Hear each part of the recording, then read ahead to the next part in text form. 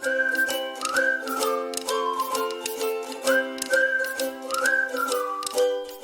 everyone, this is Sirius back here again with another video.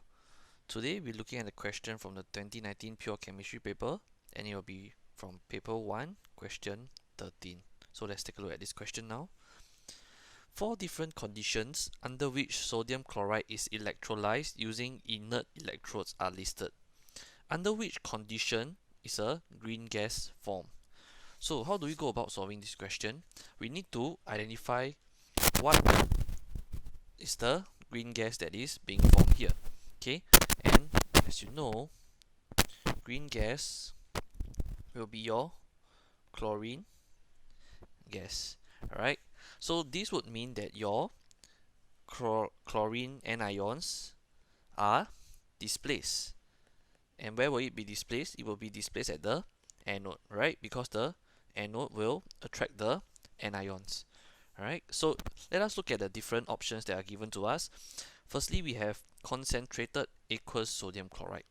So such question, how do we go about solving it? We need to identify what are the ions that are present within the electrolyte.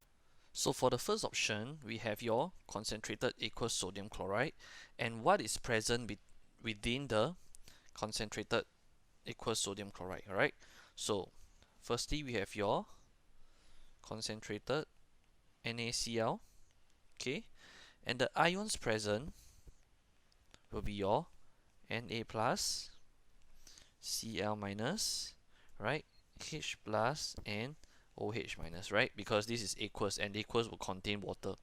Alright, so what will then be displaced at the anode and the cathode?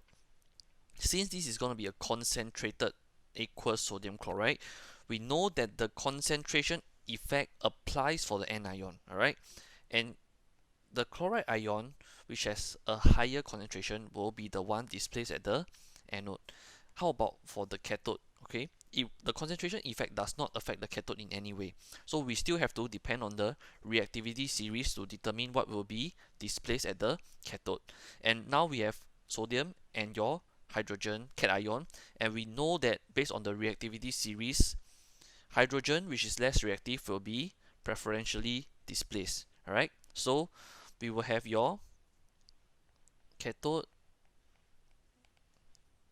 and your hydrogen cation will be displaced there, and for the anode will be your chlorine anion, which will then translate to chlorine gas. Right, so option 1 will help to produce, as in will produce chlorine gas, right? So we know that you have to choose an option that contains option 1.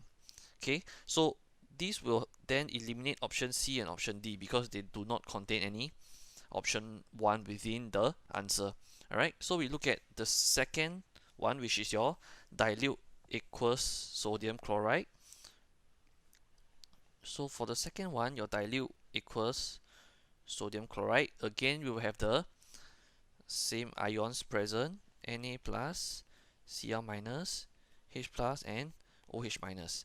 And do recall that when you are doing a dilute solution, you are actually doing a electrolysis of water, right? So in that case, what will be displaced will be your hydroxide anion at the anode and your hydrogen cation at the cathode. Alright, and in this case we know that option 2 will not produce any chlorine gas. Alright, so option 2 will not produce any chlorine gas. From here we can straight away eliminate option A because it contains option 2 within the answer, and your answer will actually be option B.